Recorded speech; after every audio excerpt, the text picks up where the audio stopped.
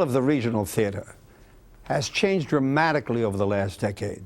Its contributions to the future and shape of commercial theater has increased in influence, affecting the final product in the great cultural centers of New York, Los Angeles, and London. My name is Mike Merrick, and I'm a theater producer who will help you investigate the dynamic posture of the regional theater today and how it affects what is happening on live stages throughout the world. To assist us in this study today, we are fortunate indeed to have as our guest Michael Ritchie, the new artistic director of the Center Theater Group in Los Angeles, arguably one of the most influential and innovative regional theaters in the United States, encompassing the famed Ahmanson Theater and the Mark Taper Forum at the Los Angeles Music Center, and the new experimental Kirk Douglas Theater in Culver City. Mr. Ritchie, with a vast background in the theater, started as a production stage manager at some of the most prestigious venues in the country. Recently, he was producing director of the famed Williamstown Theater Festival for the last 10 years. And now, with his new appointment at the Center Theater Group, he will place his own artistic imprimatur on the distinguished venue in Los Angeles. Quite an undertaking. Today, he will share his insights and understanding of the complexities involved in running a venue of this nature.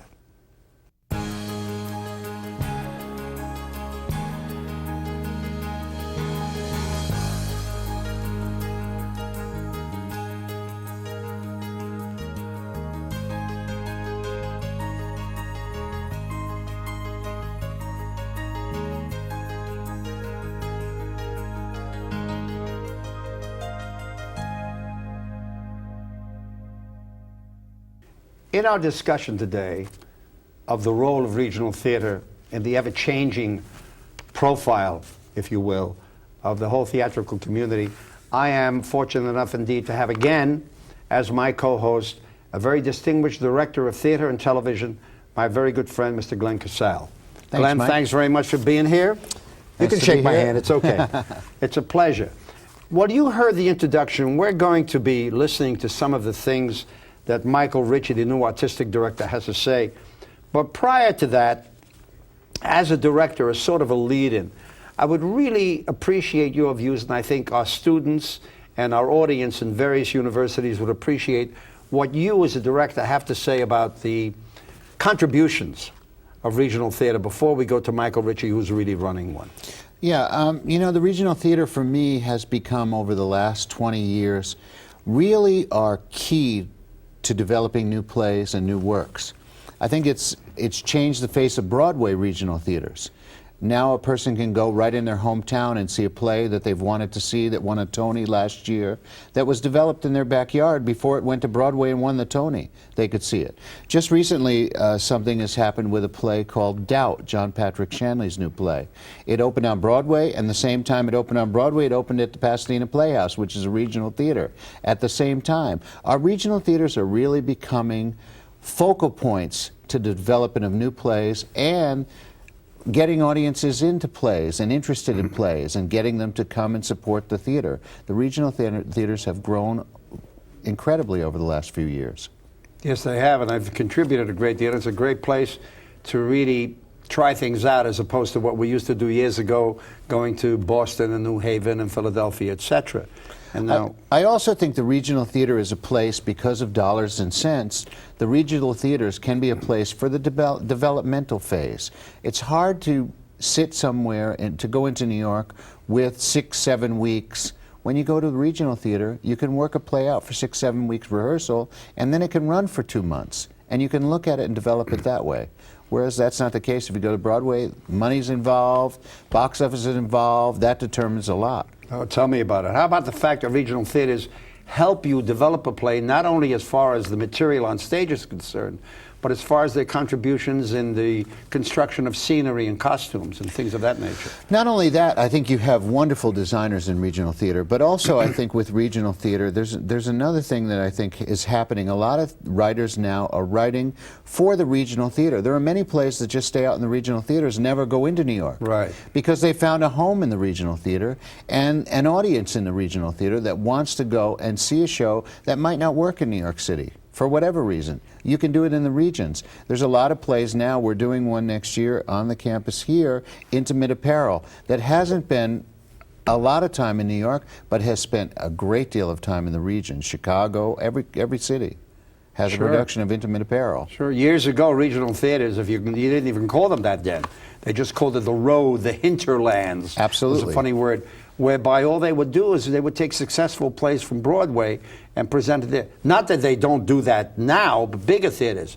But regionals are the nurturing place, aren't they, Glenn? Yes, Angels in America is a perfect example. Tony Kushner's play, Angels in America, started in Seattle, came to the Taper, then went to New York, but it stayed a lot of times out in the region to develop that play, which was a long play. I mean, 2 nights, part 1 and part 2. It was. And again, same thing as the Kentucky cycle. Stayed in the regions, really nurtured that play in the regions before it went to New York. Absolutely. What I'd like to do now is for ourselves and our students and at the universities is just a few weeks ago we had the opportunity of going to the Music Center, to the Center Theater Group, where I had a long conversation with Michael Ritchie, the new artistic director. And I think it's important for our viewers to see what he had to say, and then you and I can discuss what he had to say and perhaps ask certain questions that he, I know, can respond to. So let's take a look at what Michael Ritchie said at the Center Theater Group in Los Angeles.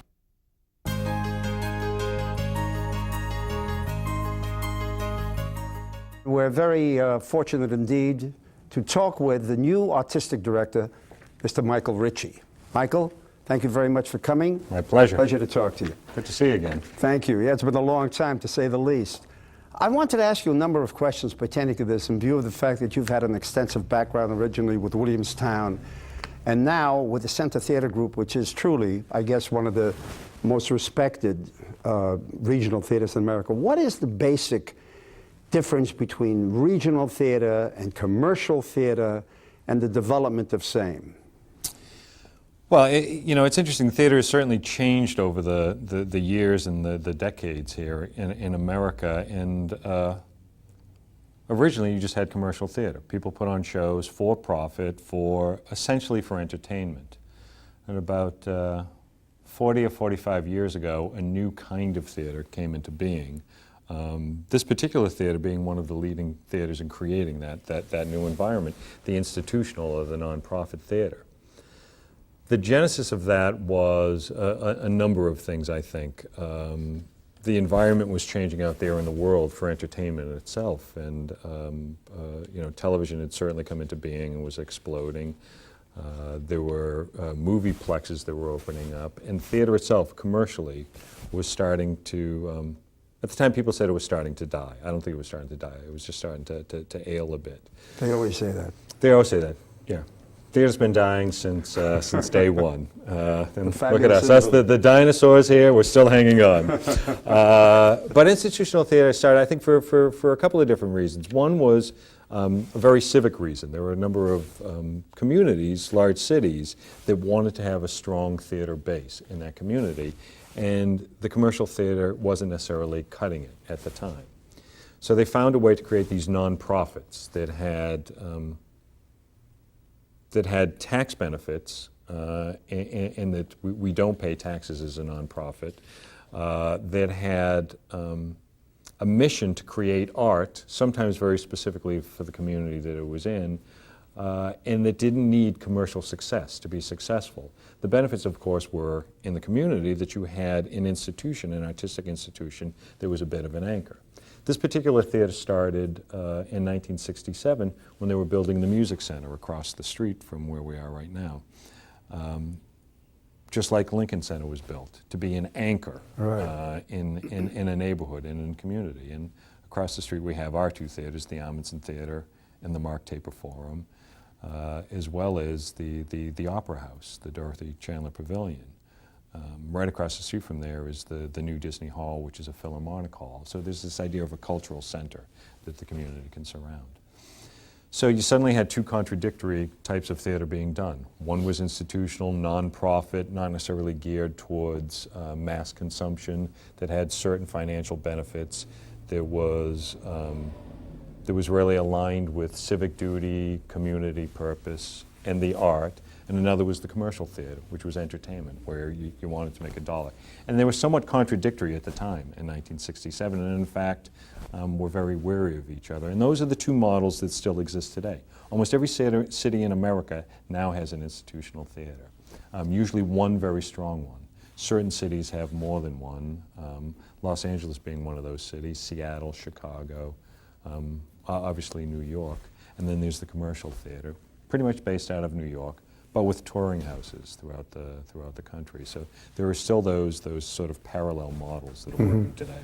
Talking about touring houses, would you say that the personality, if you will, or the profile of the touring house has changed radically over the last 30 years, whereby, by that I mean, for instance, all they did before was they had shows that were big hits on Broadway, would tour around, they still do that, but now, as a regional theater, are the touring houses used to develop new works, or should they be?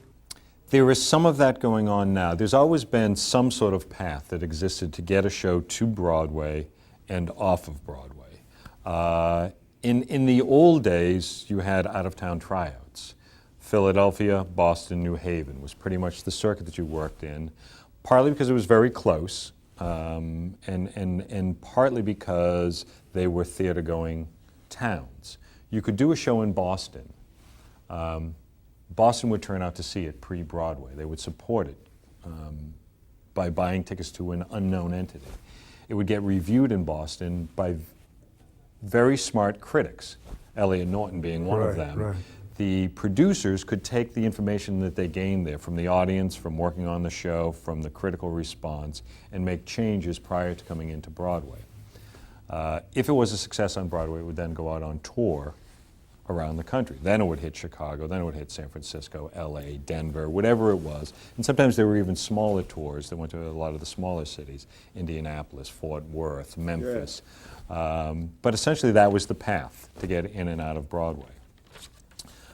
Now you have longer, more extended out-of-town tryouts on shows in some of these presenting or touring houses or in the institutional theaters and further away from New York. Certainly, the idea is to get as far away as possible, to do as much work as possible before you get into New York, so that you have a luxury of building the show in the proper way before it gets its maximum exposure. So the presenting houses, now the flow is a little different. It's a little more expanded and a little less defined than it had been in the old days. Well, you know, as you just said a moment ago, everybody is always decrying the forthcoming or expected death of the theater. That's why I said it's been called the fabulous invalid for a long time. And unfortunately, many newspapers and the New York Times talk about those negative things.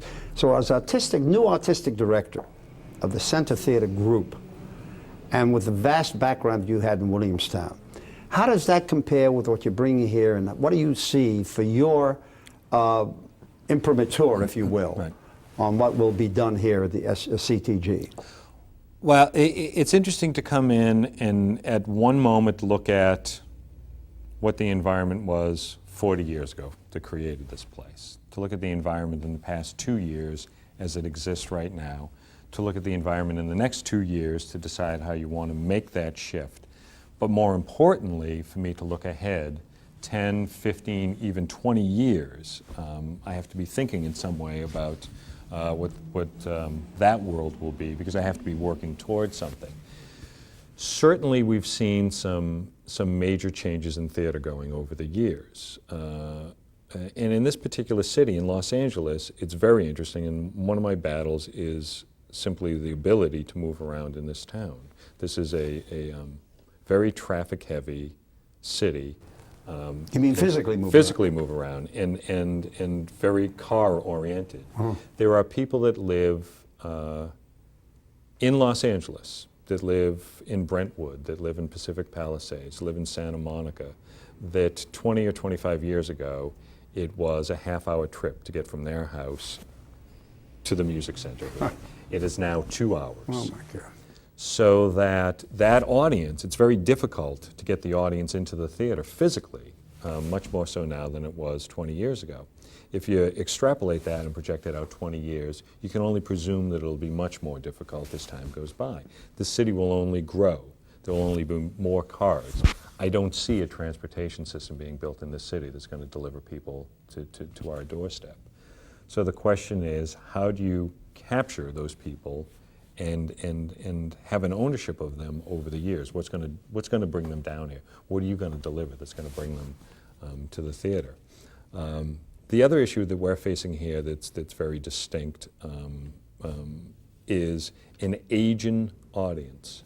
There was a time when you went to theater as your sole source of entertainment. If you were growing up in the 20s, 30s, 40s, even into the 50s, you pretty much went to the theater. You were raised to go to the theater. The changes that have happened over the past 40 years, certainly with talking about the movies, your choices of going to the movies, multiplexes on any given night in every shopping center and on every street, on television with cable TV, even television in the 60s, you only had 4 or 5 choices of channels. Now you have 200. People now go out to a restaurant for entertainment. That's an evening out in and of itself. The internet, you can sit down at the internet now and spend 4 hours on any given night. We have much more competition for people's entertainment dollar and simply to get through to them at any given time. And there's an audience that hasn't necessarily grown up with the theater. So we're watching an audience, particularly in this town, that has difficulty getting here, that's certainly older. If you look at our audience, I would say the average age is into the 60s and rapidly aging.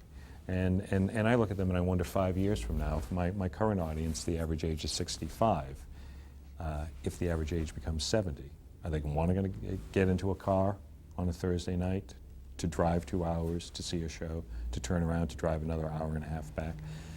We have to find some way to get a younger audience in, to get a new audience in, to really support the audience that exists already, and in some ways to do some training on why it's good for them to go to the theater. Not good in a medicinal way, but good for their soul, good for their entertainment, good for their life, to get them down to this theater. So it's complicated. A lot of it's going to go to simple marketing. You know, Mike, I find that fascinating what Michael Ritchie said about the regional theater, and I do think that it's becoming a struggle for all regional theaters in every city today, how to get people in the theater. And I'll talk a little more about that later. But I think that the problem in Los Angeles is so spread out that each community now is vying for their own performing arts center. In Northridge, there's a bill on the table of building a performing arts center in Northridge so that people won't have to drive 2 hours to get downtown. Another theater just developed in North Hollywood. It's a small 500-seat theater called the El Portal Theater. The business is starting to become good because people are thinking, I can go there and see a play. Instead of taking drive time downtown and 2 hours of traffic, I can go right in my neighborhood of North Hollywood. So you're going to see even more splintering of those dollars happening. What do you think that will do to, let's say, the future of a really wonderful venue like the Music Center? I think what they have to do, and I think what Michael Ritchie is talking about that he's going to have to do, is find innovative ways of starting to put bait out to get people attracted into what he's doing down there. The Kirk Douglas Theater, this new theater they developed, is a wonderful place. It's out on Venice Boulevard near Santa Monica. Culver and City. It's sort of what I'd call is like a satellite theater of the Mark Taper, so that the audience that is out there closer to Brentwood, closer to Santa Monica, they can go have dinner on Venice Boulevard and then go see this play in this 300-seat theater. They're hooked. They'll see how important it is. They'll see how it changes their lives. It'll make them take the drive for something else. And I think that's the way of tagging them in. Makes it more decentralized, but what do you think it does to the effectiveness and prestige, if you will, of venues that have a certain kind of import, a certain kind of a track record like the Music Center or even the Lincoln Center, although that's a little different, etc. You know, it's interesting you say the Lincoln Center. 2 weeks ago, I went to Lincoln Center to see a new musical called Dessa Rose. Dessa Rose will never see the light of Broadway. It's developed in this regional theater in the Mitzi Newhouse downstairs. It's a two-hander, isn't it? No, it's One about person? eight or that nine many? people I'm sorry. musical. Okay. No, it's Lynn Ahrens and Steve Flaherty. wrote the score, right. And they wrote Ragtime. It's a wonderful piece. It's a piece, though, that you'd have to go to a regional theater to see. Why? Because it's not a commercial piece. It's not a piece that's going to attract the multitudes. What about Caroline or Change, which wasn't a commercial piece? Same thing, but Caroline or Change worked great at the public theater. When they moved it to Broadway, they couldn't get the audience That's right. in. But at the public, it was a big hit because you expect that kind of work at the public. You expect to go and see something, and I feel that's what's going to define these theaters, that they're doing something that the commercial theater cannot do. That's what they should do. Absolutely. They should not compete with the commercial theater. They should do different things. Right, and that's the place we should be able to go and see experimental, new works, things that are off the beaten path, things that everybody who watches Fox TV won't want to jump on the bandwagon to go. They're going to see something different. It's going to inspire them. It's going to incite them. It's going to make them think. That's what we have to do in the theater, and I think that's the value of the regional theaters. Sure. It is the value of the regional theaters, but then again, you have to think to yourself, what happens to the artistic directors of huge venues, Chicago, Seattle, San Francisco, and even New York, not Broadway, and of course, our friend Michael Ritchie, who has a great deal of experience and a certain kind of expertise, and the impressive thing is, he realizes the difficulties faced by theaters such as his, and he's dealing with it. Absolutely. I think what you're going to find over the next 10, 15 years, we're going to have to find more public dollars to support these theaters. Right. It can't be the individual dollar. And I'd like to, you know, I think the one thing that I would like to propose to Michael Ritchie is, how do you go about getting audiences in to see what you're going to present? That's an excellent question, and let's see what he may have to say about that. That's a very important question. Let's see. Michael Ritchie.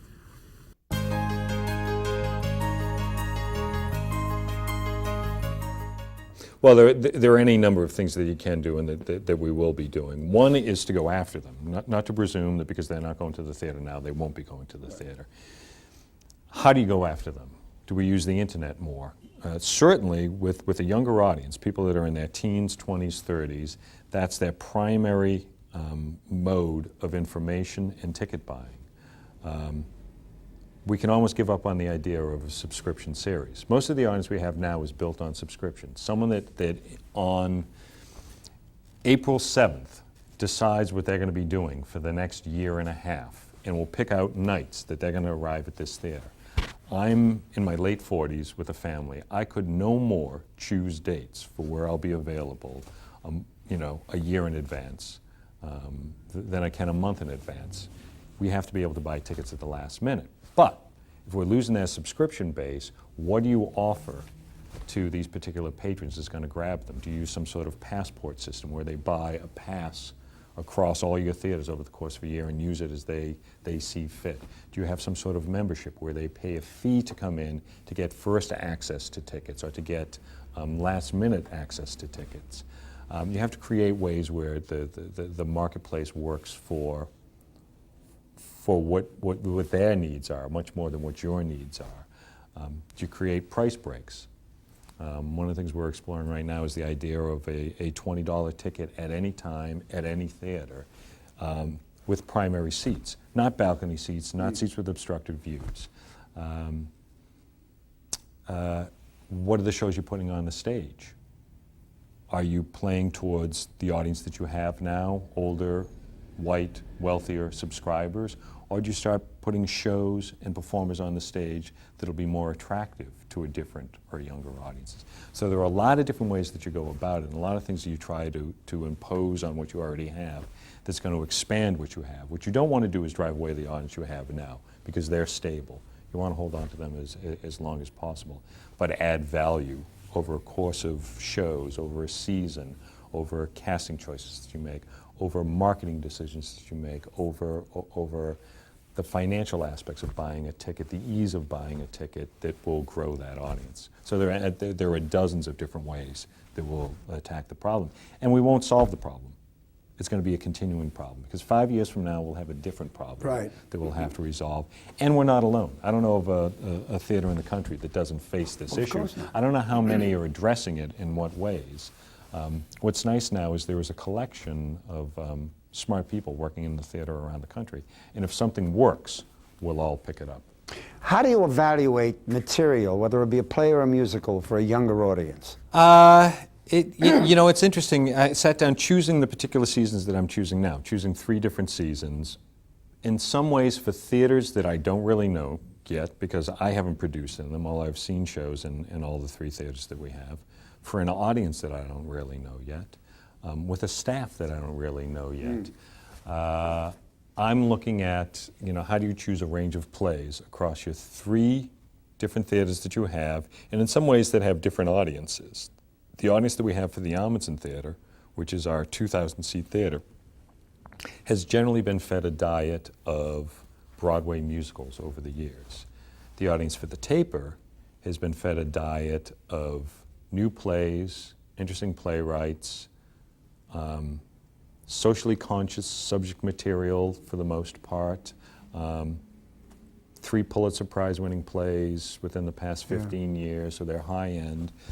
Some British imports. So the audiences are a little different, but we don't want to define those audiences as distinctly as they're currently defined. We want more fluidity between our 3 theaters. The 3rd theater is completely new this year, a brand new 300-seat theater that is about a half hour off site. Is that the Kirk Douglas? The Kirk Douglas.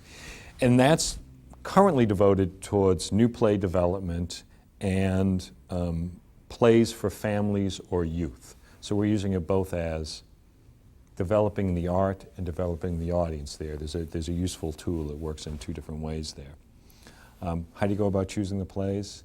I think you sit down first and you look at what's available that's out there.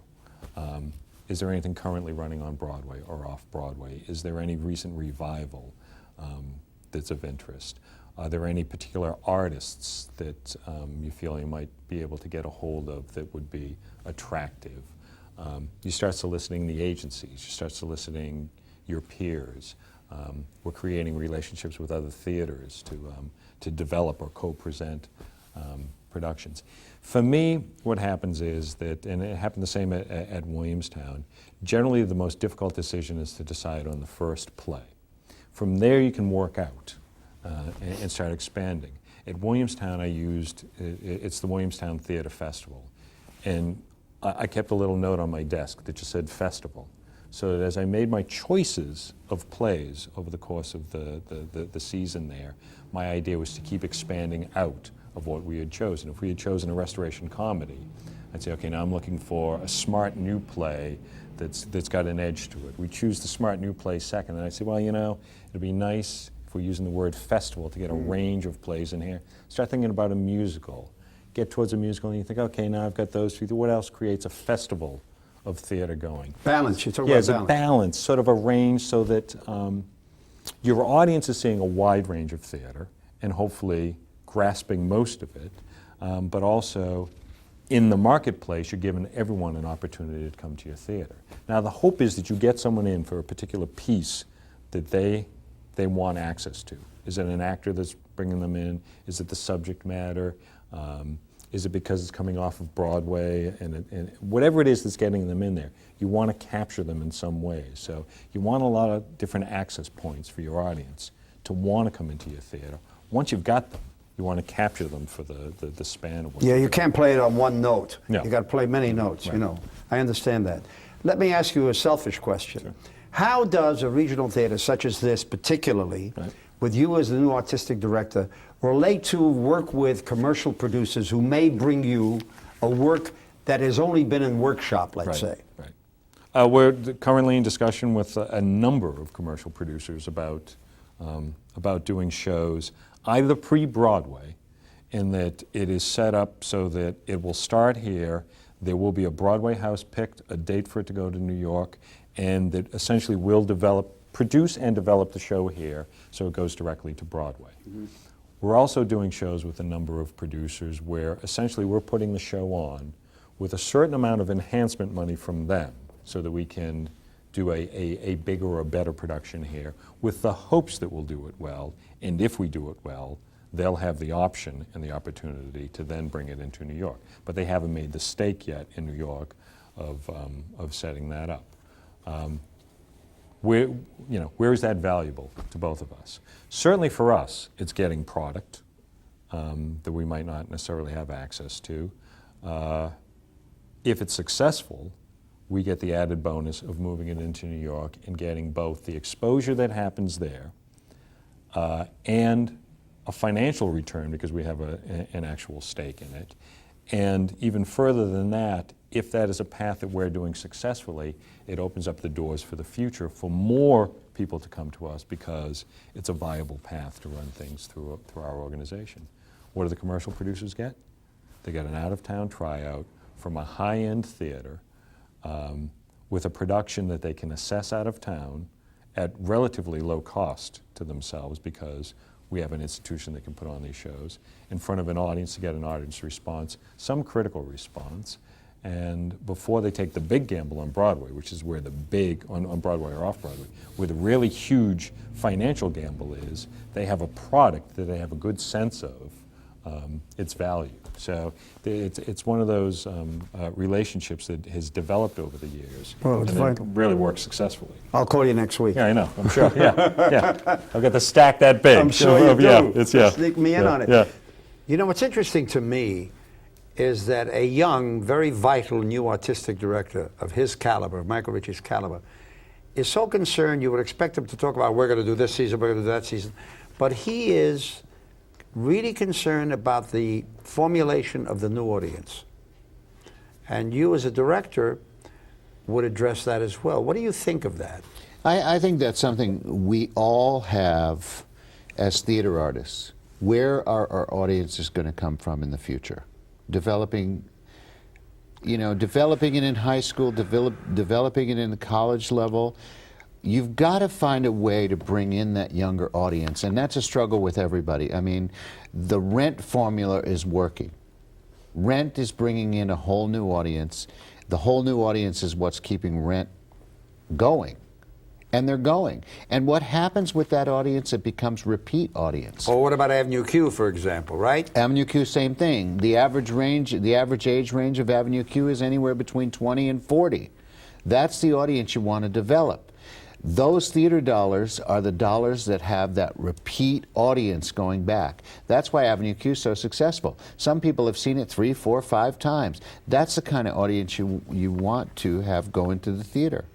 I think also with regional theaters, I think one thing that's interesting that what he said, and I find this with the regional theaters I work in, a lot of the regional theaters have ganged together. Oh, sure. A network.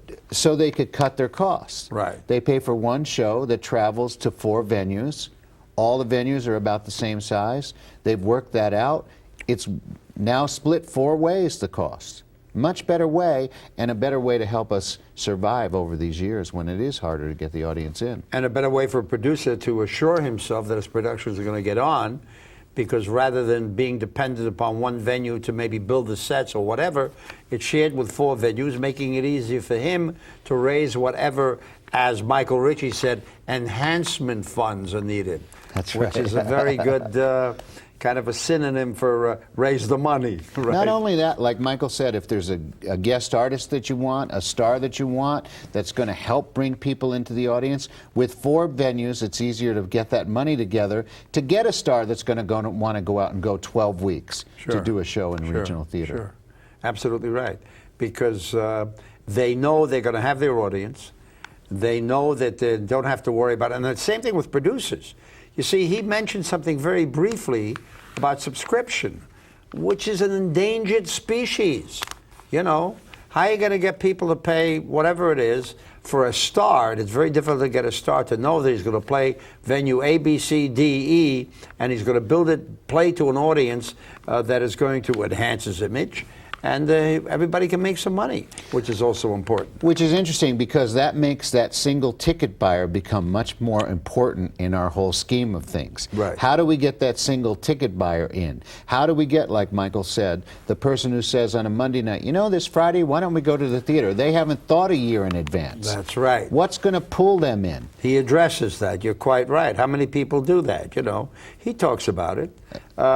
But everybody, you see, every artistic director has to be aware of these problems that were not in front of them, that were not center stage, so to speak, as recently as 2-3 years ago. Absolutely. Theater has become a business. It's dollars and cents, bottom line. Yeah. And it has to be. And no matter what part of the business we all work in, we have to understand that there is a dollars and cents issue all the way through. You know, I believe in the subscription. I think the season subscription buyer is still a way in a lot of the regional theaters. Los Angeles is a different ball game. Los Angeles is so spread out. But a lot of the communities have a theater that is close by that a person could get to within 20 minutes because they don't have the traffic problem. They don't have the mass transportation problem. So that season subscription person is somebody that you still want to work on if you're not in those major cities. Dollars, getting the entertainment dollars is the big thing. How do we split that entertainment dollar? How do we get people to spend their money here instead of somewhere else? And, you know, pertaining to what we talked about, audiences, right? Absolutely. The other thing I would like to ask Michael Ritchie is, when you look at a new play, how do you decide with the new play what's going to be right for your audience?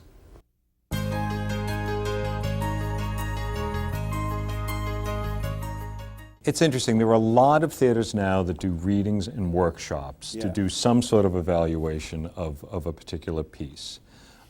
With a play, I just read it. I'm adamant now I won't go to a reading where you have a group of actors sit around a table or in a semicircle and read the play out loud to you. There is value in that, I think, for certain producers, for a director, for a playwright. To hear that play. For me, I've found that it actually is detrimental to my assessment of a play in that I get drawn in a different way that I don't think really serves my particular style. I like to read the play because I find that if I want to turn the page, if I want to make my way through this play, that there's something that's real and active on the page that's driving me through this story. If I find myself 10 pages into a play and I'm dreading turning the page. For me, it's a play that doesn't sing to me, and I'm trusting my general judgment that it's a play that won't work eventually on the stage. It took me a while to get to that point where I could trust my judgment. I doubt that I'm always right, but I do know that in terms of my day-to-day life, it's much easier for me to manage my life reading 20 plays over the course of 2 weeks as opposed to going to 7 or 8 readings and the amount of time that carves out of my day. I find it a much more efficient way for me. Well, you're utilizing your background and your experience. Right, there's some of that. Now, I came from a stage manager's background. Right. I stage managed in New York for 15 years, and my basic role as a stage manager was essentially to get a play from the page to the stage. I was managing it from the moment that it came off the typewriter to getting it onto the stage. So I understood that path, and so in reading a play, I can have a general sense of logistically what it takes to get there.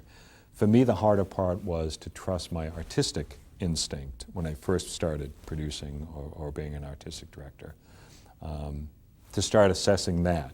Now, I found that just with doing it over and over, you're able to gauge. You're able to look back on a show that was either successful or not successful and say to yourself, what did you think of the first time you read that?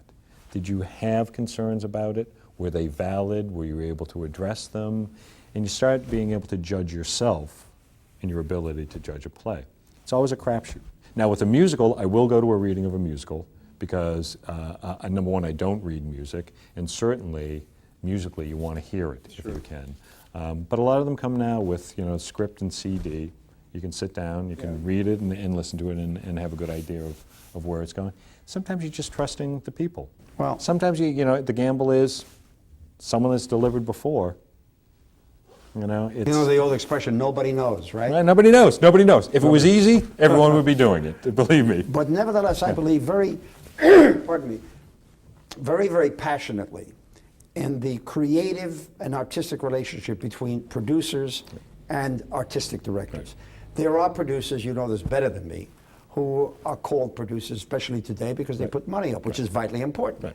And then there are producers, maniacs like me, who start from the inception, put it together, and they need the input of the artistic director who knows not only the art form, but the venue, the people, what you just outlined. No, there is, and you don't always get that. And, you know, we'll make a deal with the devil sometimes on shows where we just say, okay, you know, it's better for us to be doing this show.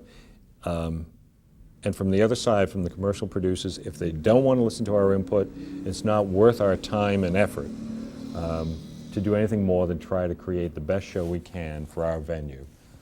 Let them worry about the future on their own. They're on their own. But the idea of in the theater has always been collaborative. That's the key word, isn't it? Collaborative. It's not an art form until everyone's involved in it. There are a whole, you know, sometimes we refer to people working in the theater world as artists. And my own personal take is that they're all craftsmen, and it doesn't become an art until they're together. So, yes, is there, you know, some artistic input into writing for the theater? Yes. Is there some artistic input into acting? Yes. Designing, directing, all those things. But they're really craftsmen. And when they get together, that's what creates the art form. And the conversation has always been there as you develop plays. You know, you can't do it in a vacuum, you can't do it alone. And in the old days, which is much less true now, you brought your peers in on the show.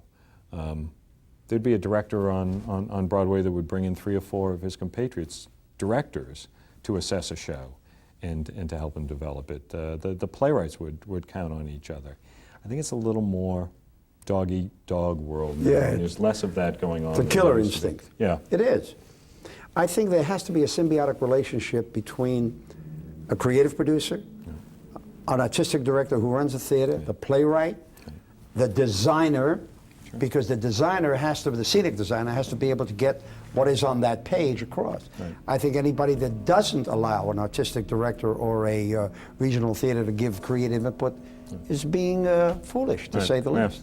Well, I mean, ultimately, you want to get as much valid opinions in the room as possible. Someone has to be able to assess those opinions and add value to it. You know, it's always been my instinct as a producer and as artistic director to place my most value on the director. That's the person that I focus on. I don't choose shows for a season without a director attached. I won't put together a list, announce a season of shows unless I know who's going to direct them, because I think that they're really the driving force in the room in terms of getting the show onto the stage. So as good as the play might be, the project might be, the potential cast members in it, without a director on it, I'm more nervous about the eventual outcome of it. So I find that the most distinct voice that should be in the room and should be the conduit. Addressing that specifically, what is your attitude about a playwright who directs his own play? Generally not good, and I've had some experiences there. I would agree with that. I think that they need to be able to step back, and they need someone to bounce off of. Sure. Certainly there are some that have done some of their shows well, but overall, I would say the track record would really go against that being the best way to approach it. Doesn't make sense, does it? You can't speak to yourself. You can't. A director, a good director, a constructive director would say to a playwright, that scene doesn't work because this relationship with that. I can't see a playwright who's directing his own play talking to himself. Right. Doesn't have that conversation. Right. You have to take all those Sometimes things that into battle is what creates the best work. You've seen that more times than I have. I'm sure you've seen your battles. I've been in my battle, but I haven't seen what you've seen.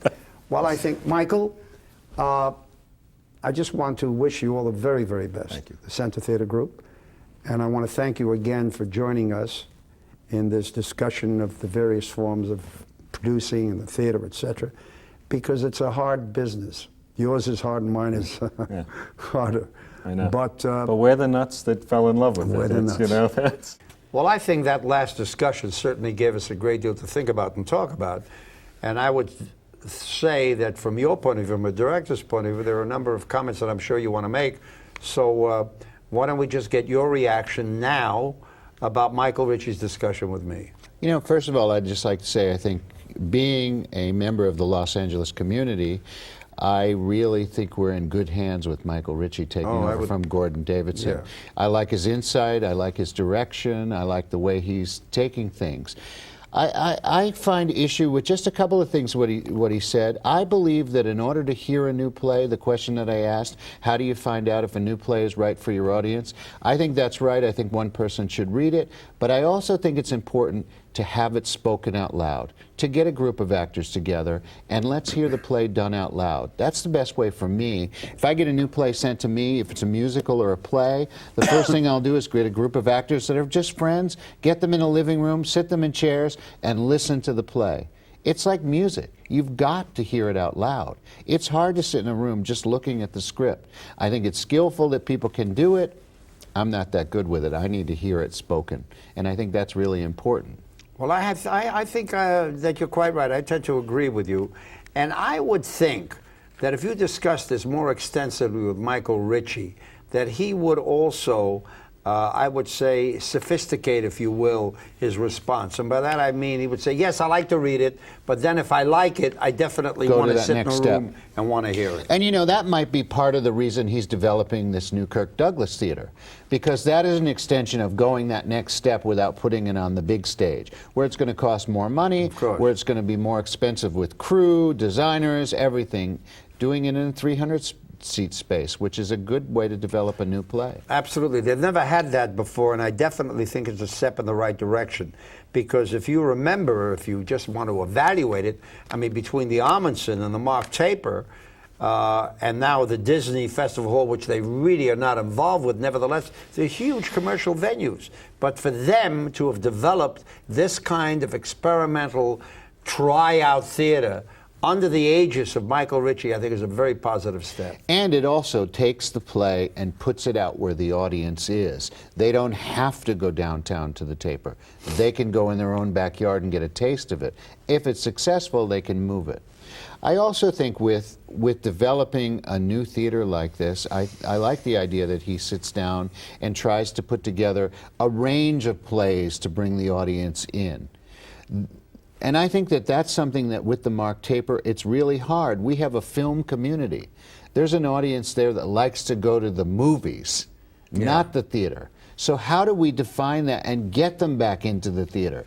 Let them see what's happening on the stage. I think there's two ways to do that, and I think he's starting to really look at that.